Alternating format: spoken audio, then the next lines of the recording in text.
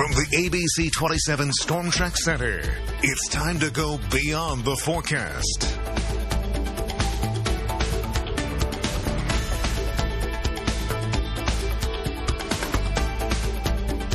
A good Tuesday evening to you, and welcome to our winter edition of Beyond the Forecast. Now, after last week's historic blizzard, we wanted to pull back the curtains and show you how we forecast snowfall. That's right, Ryan. Even though you may be officially tired of hearing about snow, we thought it might be interesting to show you how we come up with those snowfall forecast numbers. How do we know what will fall from the sky? Snow, sleet, or rain? Are there different types of storms that we follow? We will try to tackle all those questions in the next half hour. Yeah, and before we get into the nitty-gritty of all of it, we wanted to hear from you. Do you think we do a good job when it comes to forecasting snow?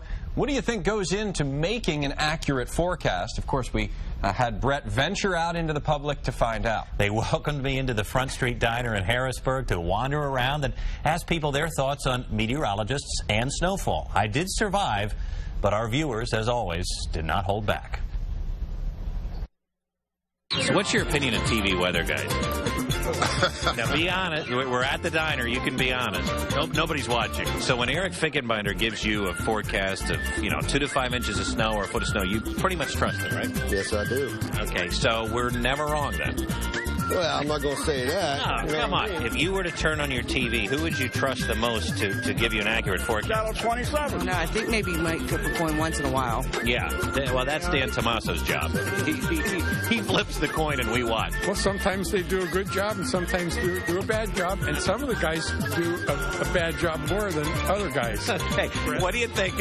You're not implying anything there. No. Do you trust what we say when it comes to snow? Of course. All the time? Have to. What if I don't know any better. Some people would say neither do we.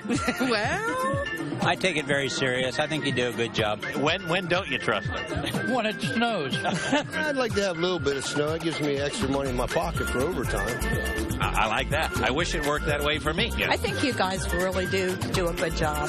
We appreciate it's tough science. I'm telling you what. Certainly it is. Yeah, certainly it is. Would you ever want to come in and try out? No, I don't think so. No, you don't think? Because then the people wouldn't like me. That's true. Who's your favorite weather guy? Oh, I probably like Eric. Eric? Okay, and who's your favorite weather guy? Eric, yeah. Come on, let's go. I like him, too. I like him. Yeah. And Brett. Okay, and me. We get down the list to me. This is how it goes. But overall, you think we do a pretty good job? Yes.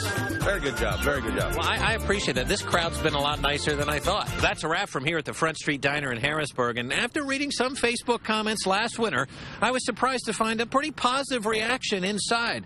Many folks giving us a passing grade on our snowfall forecasting. And coming up, we're going to take a look at the scientific process behind what we do to get ready for a snowstorm. Yeah, I'd say Brett's right. Those folks in the diner were pretty nice, all things considered. Sometimes we can take flack for our forecast, you know that, and especially on social media. That's why tonight we want to examine the factors that affect these forecasts. So, coming up on Beyond the Forecast, I venture outside to the mid-state and examine all the local topography of the area. In almost every storm, this comes into play, and I explain why next. But before we head to break, it's time to test your winter trivia. Look for the answer later in the show.